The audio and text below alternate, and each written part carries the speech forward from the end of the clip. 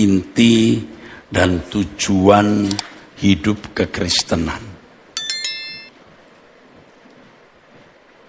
Kehidupan Kristen kita ini paralel dengan kehidupan orang-orang Israel. Maksud saya kehidupan bangsa Israel bisa menjadi gambaran kehidupan kekristenan kita. Sebagaimana bangsa Israel dipanggil Tuhan, dientaskan Tuhan dari Mesir dan dibawa ke Kanaan, tanah yang dijanjikan Allah kepada Abraham untuk keturunannya. Tanah yang sering diidentifikasi sebagai tanah yang subur, yang makmur, yang berlimpah susu dan madu. Demikian pula kita dibawa keluar dari dunia negeri perbudakan, tanah perbudakan, tanah yang sudah dikutuk, menuju langit baru, bumi baru. Peringatan Tuhan bahwa sebagaimana sebagian besar orang-orang Israel yang dari Mesir tidak sampai ke tanah Kanaan, demikian pula banyak orang-orang Kristen yang nanti akhirnya tidak akan pernah masuk surga. Itu disebabkan karena keras kepala, tegar tengkuk. Orang Israel keras kepala, tegar tengkuk sehingga mereka tidak sampai tanah Kanaan.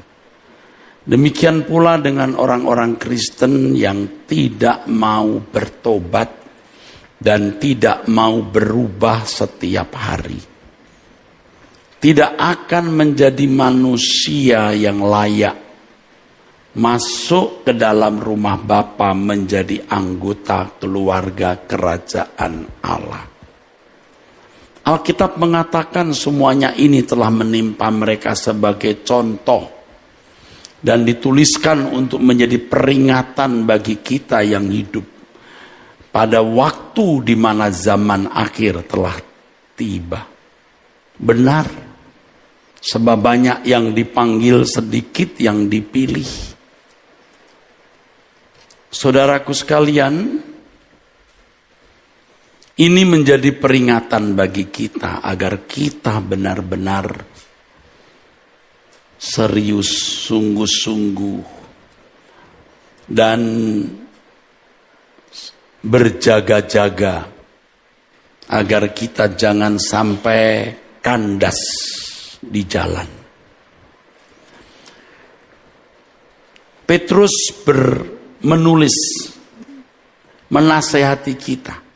Dan ini kita akui sebagai ilham roh. Dan kita menerima sebagai firman Allah. 1 Petrus 5 ayat 7-9. Serahkanlah segala kekhawatiranmu kepadanya. Sebab ia Allah yang memelihara kamu. Sadarlah dan berjaga-jagalah. Lawanmu si iblis berjalan keliling sama seperti singa yang mengaum-aum dan mencari orang yang dapat ditelannya.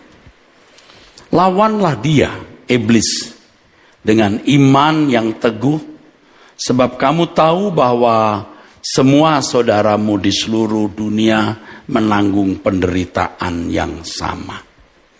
Ayat ini juga saya telah munculkan, saya kemukakan, saya mention minggu lalu. Tetapi kita tidak mendalaminya. Alkitab berkata, waspadalah terhadap iblis musuhmu yang berjalan keliling seperti singa yang mengaum. Ayat yang ke-8 bicara mengenai agar kita sadar dan berjaga-jaga ini. Dimulai dengan kalimat, serahkanlah segala kekhawatiranmu kepada Allah, sebab ia yang memelihara kamu. Kekhawatiran, perimena. adalah kekhawatiran terhadap sesuatu yang membuat seseorang fokus kepada apa yang dia pandang mengancam. Dia pandang membahayakan. Dia pandang bisa mencuri, mengambil kenyamanan, damai sejahteranya. Sehingga tidak waspada terhadap musuh utama yang lebih bisa merusak. Jangan khawatir. Artinya kamu jangan fokus kepada apa yang kau pandang membahayakan. Yang kau pandang itu mengancam hidupmu. Lihat, ada yang lebih mengancam kamu. Dulu kita sulit ya menghubungkan ayat yang ke-7 dan 8 ini. Apa hubungannya kekhawatiran dengan kita harus berjaga-jaga menghadapi lawan kita si iblis ini? Nah, sekarang kita tahu bahwa kekhawatiran membuat seseorang gagal fokus. Mesti fokus kita pada peperangan, pergumulan melawan iblis yang bisa membinasakan hidup kita. Kekhawatiran yang membuat seseorang fokus kepada hal-hal yang tidak major, tidak penting, tidak prinsip. Nah, gagal fokus tadi itu. Dan gagal fokus ini diusahakan oleh kuasa kegelapan. Sehingga seseorang menjadi tidak waspada. Seseorang menjadi tidak berhati-hati terhadap musuh yang lebih kejam dari segala ancaman. Lebih kejam, lebih mengerikan, lebih membahayakan dari kemiskinan, dari kegagalan-kegagalan, baik kegagalan apapun saudara dalam hidup ini. Gagal karir, gagal studi, gagal berumah tangga. Menyakitkan ya, gagal berumah tangga itu. Lebih menyakitkan kalau saudara gagal memiliki hidup kekal bersama dengan Allah. Gagal fokus ini mengakibatkan seseorang tidak masuk ke dalam kerajaan surga. Ini penting sekali, saudaraku. Ya. Kita harus waspada, berjaga-jaga, ya. Memperhatikan lawanmu. Nah, jelas ya. Iblis lawanmu. Kata itu penting ya. Sebab kalau orang gagal fokus, gagal mengenali siapa lawannya. Banyak orang Kristen gagal fokus sehingga tidak mengenal lawan sesungguhnya. Sebagai pendeta saya sering bertemu dengan orang yang meminta agar masalah-masalahnya itu didoakan supaya mendapat penyelesaian. Ya, masalah anak, masalah rumah tangga suaminya atau istrinya, masalah bisnis, usaha, masalah sakit penyakit, masalah hukum yang sedang dihadapi dan lain sebagainya. Banyak masalah. Ada yang minta didoakan masalah jodoh, minta didoakan supaya punya anak. Wah, kalau enggak punya anak sepi rasanya. Tidak punya jodoh, super sepi. Tetapi jarang orang minta didoakan agar ia bisa melawan musuh yang sesungguhnya ini. Jarang kita temukan. Orang berkata, Pak Pendeta doakan. Apa? Supaya saya menang lawan setan. Hampir enggak ada. Yang ada malah Pak Pendeta doakan. Apa Bu? Supaya saya menang lawan suami. Pak Pendeta, doakan saya. Kata si ibu, kenapa? Aduh Pak, mertua saya lebih jahat dari setan. Saya mau lawan dia, biar dia kalah. Maksudnya, saya doakan dalam nama Yesus mati muda. Loh, kamu enggak tahu, lawanmu bukan darah dan daging. Begitu kitab Efesus pasal 6. Ya. Lawanmu itu bukan suami. Lawanmu itu bukan orang tua, mertua. Mertua itu kan orang tuamu juga. Ya. Banyak orang berpikir musuh yang menakutkan itu, yang sesungguhnya itu kemiskinan. Sakit penyakit, kegagalan karir, kegagalan berumah tangga, dan berbagai kegagalan lain. Padahal semuanya itu, kalaupun dialami, saya tidak ingin saudara mengalami ya, kalaupun dialami, itu tidak mendatangkan dampak di kekekalan itu sendiri itu ya. Tetapi musuh utama kita itu iblis. Jika tidak ditaklukkan, tetapi malah menaklukkan, mengerikan ini. Iblis itu harus ditaklukkan, sebab kalau tidak, pasti menaklukkan. Dan kalau iblis bisa menaklukkan seseorang, menaklukkan kamu, kamu digiring ke dalam api kekal atau kebinasaan.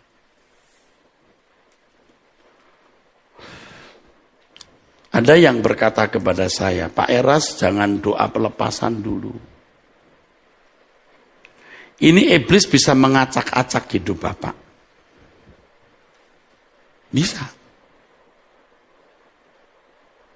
Tetapi saya diam, tapi dalam hati mengatakan, saya akan melakukan apapun yang Allah perintahkan. Pelepasan Tuhan suruh saya lakukan. Ya. Loh itu memang musuh kita kok. Kita taklukkan atau kita ditaklukkan. Wah tapi dia bisa menteror kita. Oh ayo. Kita hadapi head to head. Lu jual gua beli. Lu gak jual tetap gua beli. Lah setan musuhnya. Kan kalau kita kalau di jalan atau di mana orang nggak ngajak ribut, kita nggak mau ribut kan? Tapi kalau orang mau ngajak ribut, lu jual, gua beli. Tapi kalau lu nggak jual, gua nggak beli. Tapi kalau lawan setan, lu nggak jual, tetap gua beli. Nah ada lawan setan begini, Tan. Kita baikan aja Tan. Win-win solution. Nggak bisa. Sama iblis kok win-win solution. Kita netral-netral aja lah, Stan. Jadi lu gak nyakitin gua gak nyakitin lu, kita berteman aja. Loh, tapi gak musuhan juga, loh. Kan ada juga rumah-rumah yang ada kuasa gelapnya. Ya. Itu kalau tamu menginap suka diganggu. Orang baru datang diganggu. Pembantu datang diganggu. Tapi lama-lama tidak. Tuan rumahnya berkata, kalau ada orang baru Pak diganggu. Tapi kami sudah biasa tinggal di sini, jadi kita enggak mau ribut lah. Dulu saya pikir benar juga. Jangan bikin gara-gara. Jadi setan sudah menetap di satu pojok rumah atau di salah satu ruangan atau di salah satu pohon dan sesekali masuk ya berteman aja.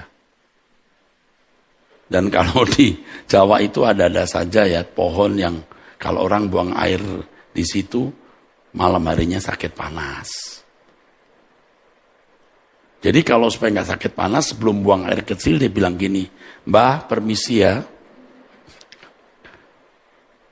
Dulu waktu kecil saya ikut-ikutan. Karena orang-orang bilang, Kalau kamu pipis di sembarang tempat, bilang dulu, kula nuwun. Orang Jawa bilang kan, kula nuwun Mbah, niki badhe niki lho padha napa penting itu apa Jawanya? Ya, udah. Pokoknya gitu, pipis. Permisi Mbah. Mungkin setannya bilang, oh monggo. Monggo, ayo dibuka celananya yang lebar. Bisa dilihat.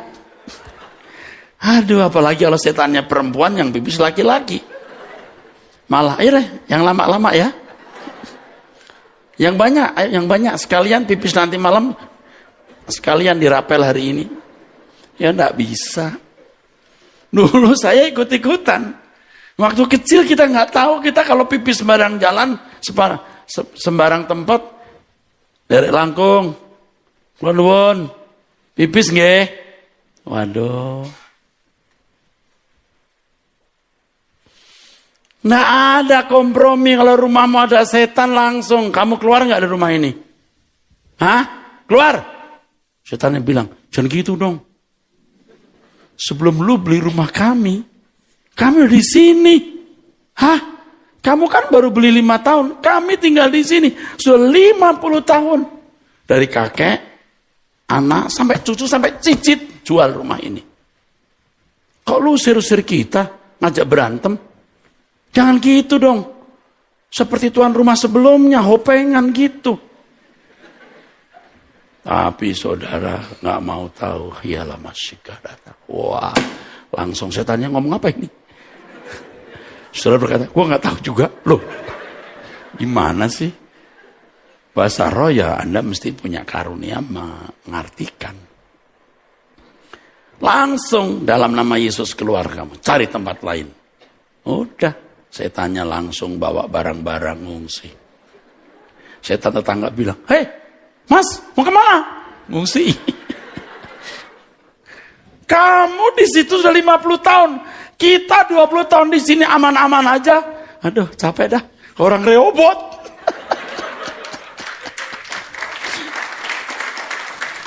Ini tepuk tangan mau ngapain? Nanti malam kamu takut lagi. Sekarang tepuk tangan. Begitu malam setan lihat, awas tepuk tangan.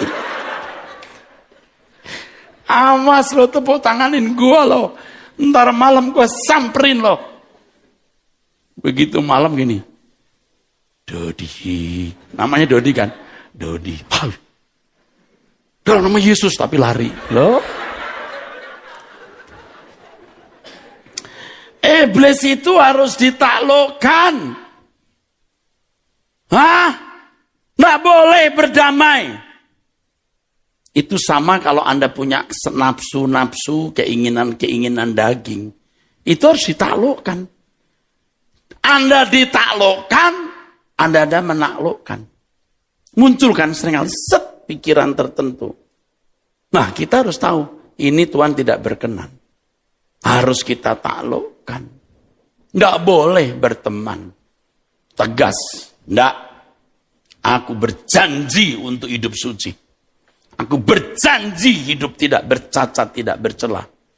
Aku berjanji menyenangkan hati Allah. Gitu, saudara. Harus diingat, musuh ini tidak pernah tidur.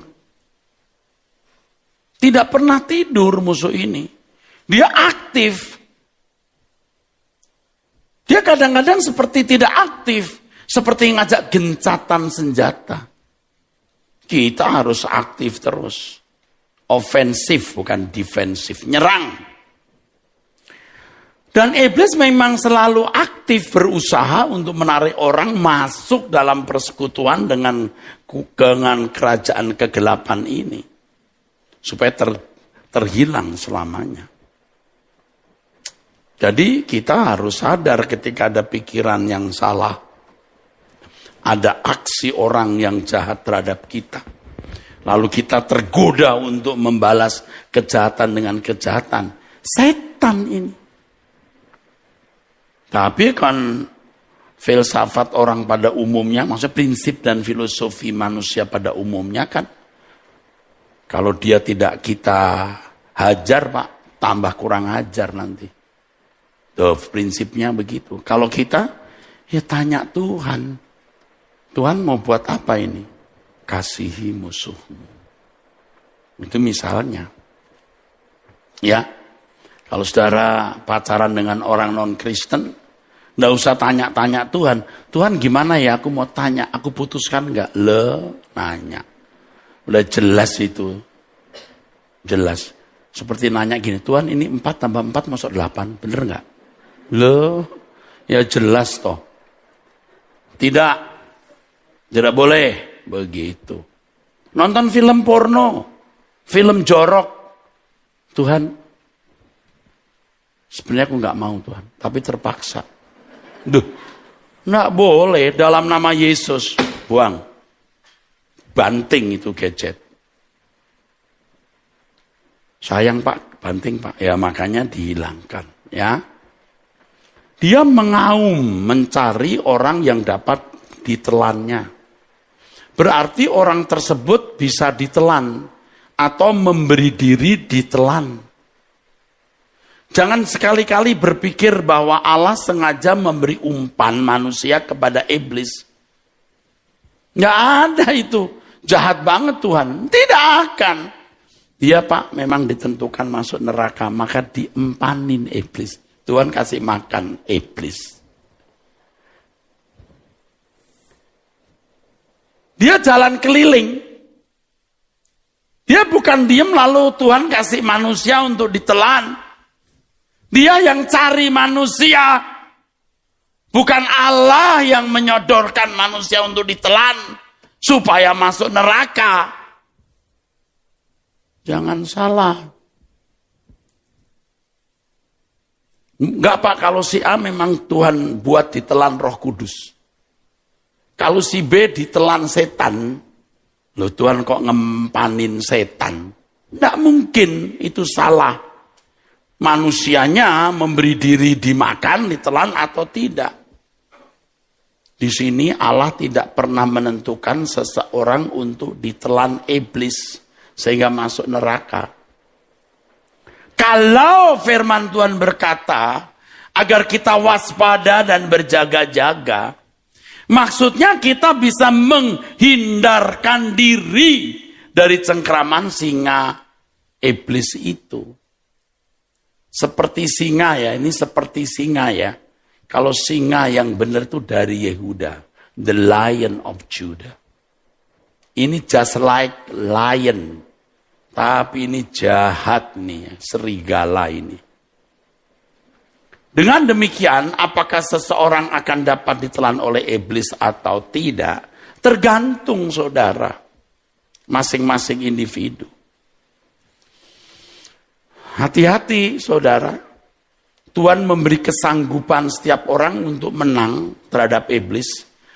Jika ia berjalan dalam iman yang benar, tetapi juga Tuhan tidak akan bisa menolong orang itu kalau orang itu tidak berjalan dengan Tuhan. Tuhan mencari domba-domba yang hilang, amin. Tetapi kalau dombanya memang tidak mau diselamatkan, ya tidak bisa. Anak terhilang itu ya, si bungsu, itu kan dari keadaan yang begitu parah, dia berniat balik. Ya kan? Aku mau pulang. Jauh dari Tuhan itu sengsara, saudara. Susah. Dari anak orang kaya jadi bukan babysitter, babysitter. Makanya jauh dari Tuhan itu tidak mungkin diberkati.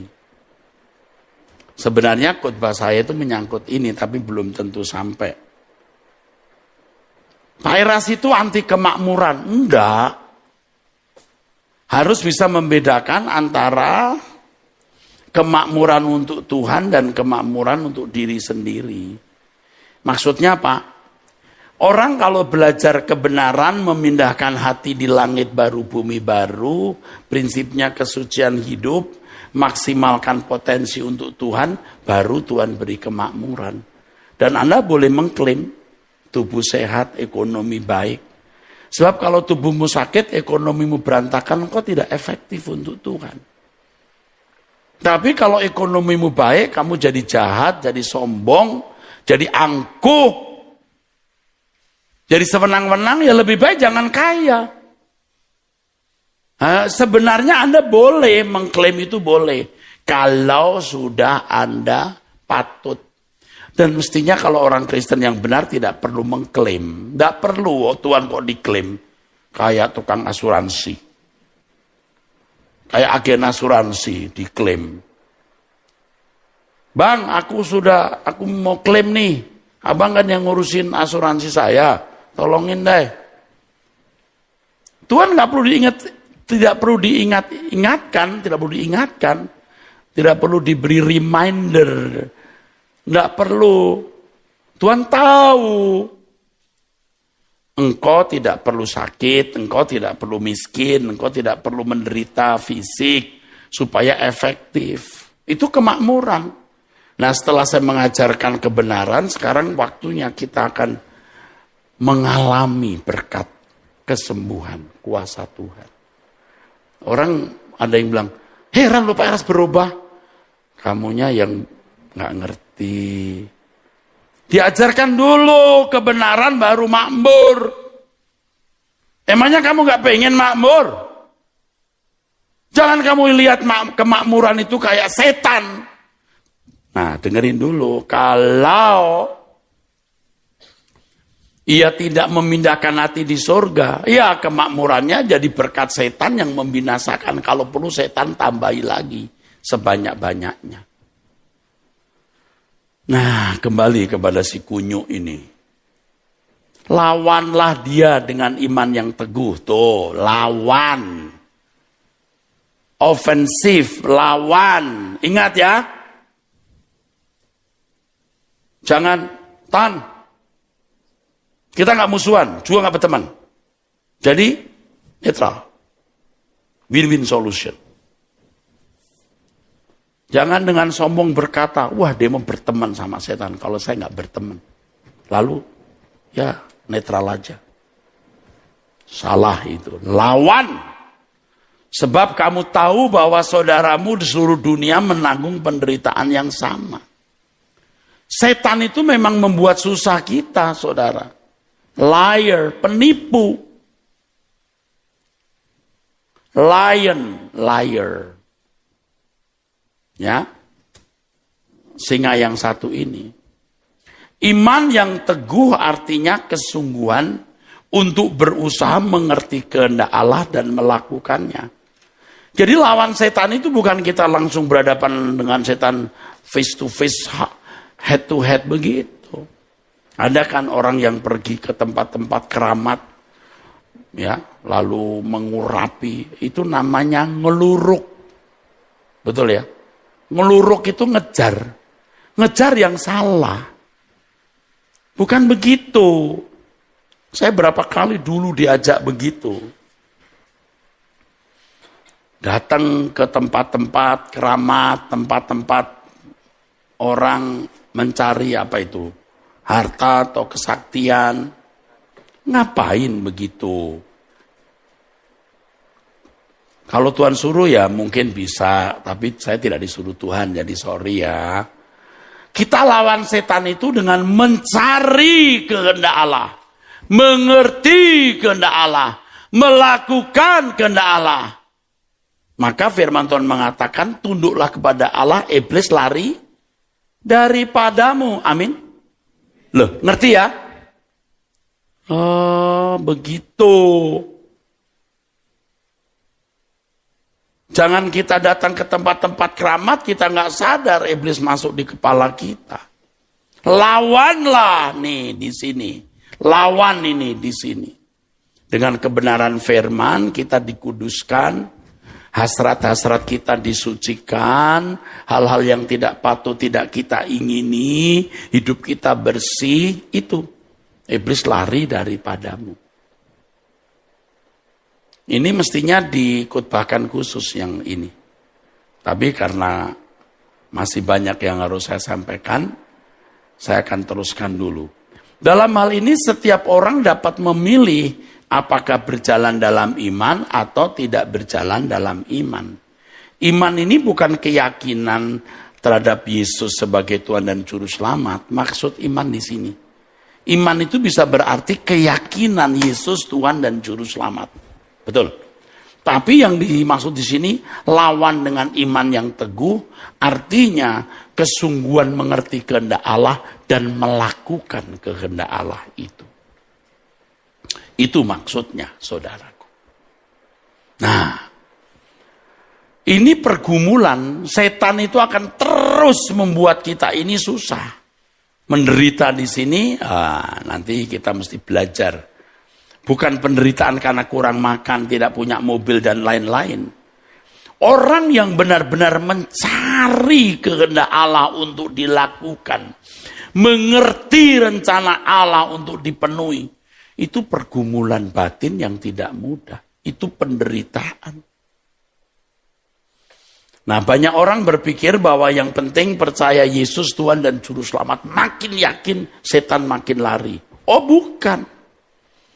Yakin Yesus adalah Tuhan dan Juru Selamat itu mutlak. Setelah itu Anda harus melakukan kehendak Allah. Ada seorang pecinta suara kebenaran di gerejanya ngajak nyanyi itu. Aku memilihmu Tuhan. Ada kan ya? Kau segalanya bagiku, betul nggak? Lalu pendetanya bilang, stop! Lagu siapa itu? Lagu Pak Eras. Jangan dinyanyikan. Salah ini. Bukan kita yang memilih Tuhan, Tuhan yang pilih kita. Katanya begitu. Pinter. Memang Tuhan yang pilih kita.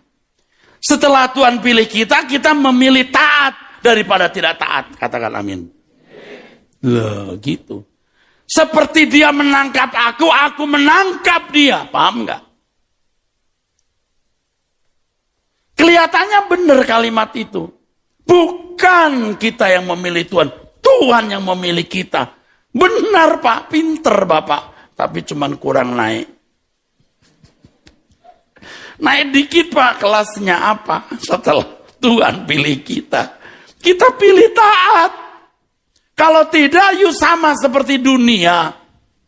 Setelah Tuhan memilih kita, kita mesti belajar menjadi serupa dengan Yesus. Itu pilihan. Nggak bisa otomatis dengan sendirinya kita bisa serupa dengan Yesus. Nah, seseorang bisa memiliki iman yang teguh atau tidak, itu tergantung masing-masing orang itu. Ini pilihan, dan dalam pilihan itu kan ada perjuangan, saudara. Kualitas iman dalam arti penurutan terhadap kehendak Allah ini tergantung masing-masing individu melakukannya. Nah, menghadapi musuh yang satu ini tidak cukup hanya dengan iman dalam arti keyakinan. Nggak cukup begini, hei iblis, aku percaya Yesus Tuhan dan Juru Selamat. Kelepek jatuh dia. Enggak. Iblis, aku percaya Yesus Tuhan dan Juru Selamat. Kelepek jatuh dia. Enggak. Iblis berkata, aku juga tahu. Aku juga tahu. Jadi tahu juga kamu? Tahu dong. Percaya nggak? Ya gimana nggak percaya, udah tahu.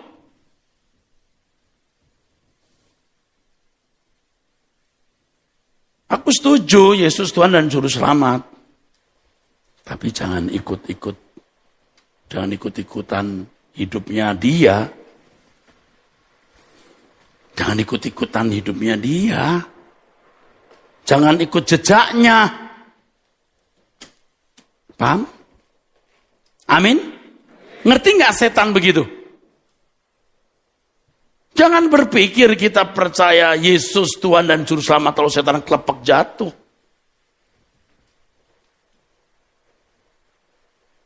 Loh, ini 1 Petrus pasal 5 ayat tadi kita baca dari ayat 7 tadi. Ini kan untuk orang Kristen, lawan dia. Jadi bukan kita bersikap netral, lawan. Caranya apa? Ikut jejak Tuhan Yesus. Berusaha mengerti kehendak Allah dan melakukan kehendak Allah tersebut. Dengan cara ini kita melawan iblis. Nah, perhatikan saudara. Jangan berpikir kalau sudah berkata, aku percaya Yesus Tuhan dan Juru Selamat, iblis kelepek. Iblis tahu Anda percaya. Iblis bisa berkata, hebat kamu. Kamu yakin Yesus Tuhan dan Juru Selamat kan? Iya dong, bagus. Udah di situ aja. Udah di situ aja, lu percaya Yesus Tuhan dan Juru Selamat. Kamu hebat. Kamu sudah selamat. Kamu anak Allah. Dia punya status, tapi dia tidak punya keberadaan sebagai anak Allah. Dia tidak punya keberadaan sebagai anak Allah. Hati-hati saudaraku. Menghadapi musuh yang satu ini tidak cukup hanya dengan iman dalam arti keyakinan bahwa Yesus adalah Tuhan dan Juru Selamat. Tetapi kesediaan untuk sungguh-sungguh mengerti kehendak Allah dalam segala hal yang menyangkut hidup kita pribadi lepas pribadi dan melakukannya. Perhatikan saudaraku, kalau Tuhan berkata, waspadalah, berjaga-jagalah, iblis musuhmu. Itu bukan hanya supaya kita hati-hati terhadap iblis agar tidak mengganggu ekonomi, tidak mengganggu keutuhan keluarga, tidak mengganggu kesehatan tubuh, atau karir kita, tidak mengganggu bisnis kita, dan lain-lain yang menyangkut pemenuhan kebutuhan jasmani. Tetapi agar kita jangan sampai gagal menjadi anggota keluarga kerajaan Allah. Saudara sadar atau tidak sadar, telah beredar di banyak gereja, setan itu menyusahkan orang-orang Kristen dengan ekonominya diacak-acak, bisnisnya diobrak-abrik. Saudaraku, iblis tidak akan terganggu saudara menjadi sukses dalam segala hal terkait dengan pemenuhan kebutuhan jasmani. Dan iblis tidak terganggu Anda sibuk untuk mencapai keberhasilan yang terkait dengan hal itu. Tetapi iblis akan sangat terganggu kalau saudara benar-benar berusaha untuk sempurna seperti Bapa atau serupa dengan Yesus. Ia akan terganggu kalau saudara benar-benar melakukan perjalanan ke kerajaan surga untuk menjadi anggota keluarga kerajaan surga. Atau yang sama dengan menjadi corpus delicti. Wah, dia terancam, dia terganggu. Iblis itu bisa senang. Saudara sukses dalam hidup ekonomi, keluarga Anda tidak punya masalah, baik-baik, ya. Studi anak-anak sukses, kuliah di sana sini juga sukses, dapat pekerjaan. Tapi jangan memindahkan hati ke surga ya, itu setan. Padahal standar orang kalau ekonomi baik, rumah tangga bahagia, semua sukses, Tuhan berkati. Tuh lihat, penyesatan yang sudah begitu mengakar masif di dalam kehidupan banyak orang Kristen dan sistematis lewat khotbah-khotbah yang salah. Iblis senang saudara bisa sukses dalam berbagai karir saudara. Bila perlu, iblis menambahkan sebanyak-banyaknya berkat jasmani atau kemakmuran duniawi atau kemakmuran lahiriah. Asal saudara tidak bertumbuh semakin sempurna seperti Bapa atau serupa dengan Yesus. Asal tidak jadi corpus delicti. Jadi orang baik saja ya. Mungkin dia tidak akan menghalangi. Dan banyak orang Kristen yang terjebak di sini. Memang moralnya baik, pendidikan baik, keluarga baik, keturunan orang baik. Ya baik. Dijagailah di situ. Ya. Tapi biasanya iblis juga memakai orang-orang ini untuk merusak orang lain. Ya. Kita harus tahu apa yang dibidik iblis terhadap kita. Memang iblis bisa berusaha menghancurkan ekonomi, kesehatan, keluarga, karir, dan lain sebagainya, bisa. Dan Tuhan izinkan. Dengan maksud makin hancur ekonominya, makin hancur karirnya, dan lain-lain. Dia makin menjauh dari Tuhan, dia akan terhilang. Tetapi Allah bisa memakai keadaan yang hancur itu, yang susah, yang runyam, yang rusak itu, supaya orang percaya mengarahkan diri kepada Allah untuk memiliki rencana Allah. Supaya dengan keadaan itu Allah bisa mengarahkan kita untuk bertumbuh sempurna seperti Bapa dan serupa dengan Yesus. Iya, Ayub itu diujikan oleh Allah dengan memberi surat izin mencobai kepada iblis. Tetapi Ayub bisa berkata, kalau ia tahu jalan hidupku, kalau ia menguji aku akan muncul seperti emas. Jadi yang saya pahami ini, saudara, yang nanti akan saya sempurnakan di khotbah sore. Tuhan bisa memakai keadaan yang berantakan itu untuk mengarahkan orang percaya ke kerajaannya. Tapi iblis juga bisa pakai keadaan yang berantakan ini untuk masuk kerajaan kegelapan. Ini kabar baik untuk saudara, percaya yang saya katakan. Kalau karakter saudara makin sempurna seperti Bapa, Anda makin serupa dengan Yesus, Tuhan tidak akan mendatangkan bencana dalam masalah-masalah lahiriah. Karena itu mengganggu. Tuhan bahkan berani menjamin apa yang kau minta dalam namaku kuberikan. Tuhan yang bicara. Kalau kau tinggal dalam aku dalam kamu. Ya tadi saya katakan Anda boleh mengklaim. Tapi kalau saya ya kita orang yang mestinya dewasa tidak perlu mengklaim. Tuhan sudah tahu. Jadi mestinya yang kita upayakan itu menjadi seorang yang bisa dipercayai oleh Allah. Saya melihat jemaat yang sakit, yang tidak terobati oleh karena memang tidak ada obatnya seperti lupus, leukemia, dan lain-lainnya. Saya meratap kepada Tuhan. Saya berkata, Tuhan, aku minta Engkau sembuhkan mereka. Boleh, kata Tuhan. Tapi kalau kamu menyembuhkan orang sakit, lalu kamu jadi sombong, lebih baik kamu tidak mengalami Erastus. Boleh, kamu mau jadi gereja macam apa? Menjangkau dunia. Rehobot namanya besar, kamu juga diangkat tinggi-tinggi. Bisa, bukan tidak mungkin. Tapi dengan hal ini kamu rusak enggak? Nah, makanya yang kita lakukan sekarang, benahi diri. Kita mau menjangkau dunia. Kita mau mendoakan orang-orang sakit untuk disembuhkan. Kita akan menolong orang-orang miskin.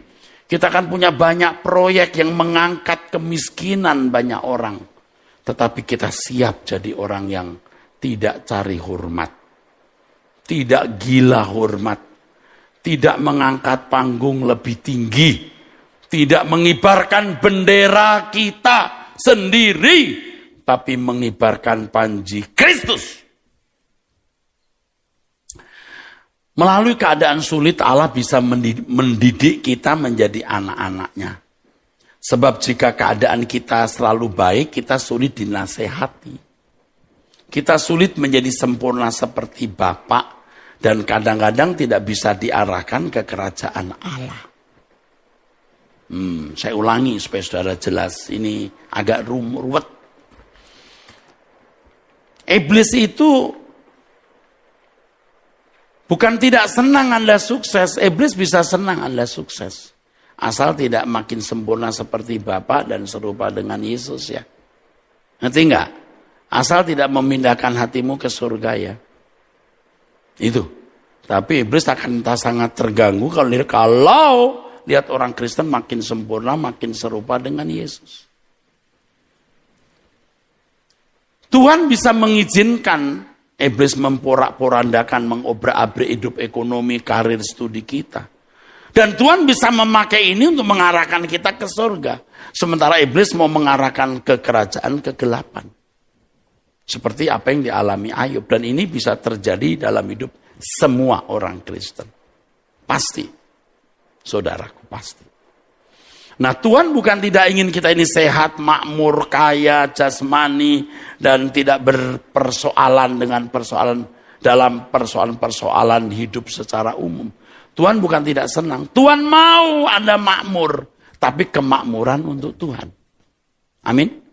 Makanya bisa dipercayai dulu. Punya fondasi karakter rohani yang baik. Baru Allah akan memulihkan semua itu. Nah, sebagai gereja, kita para pemimpin gereja harus siap diberkati. Siap untuk menjadi berkat bagi dunia. Amin.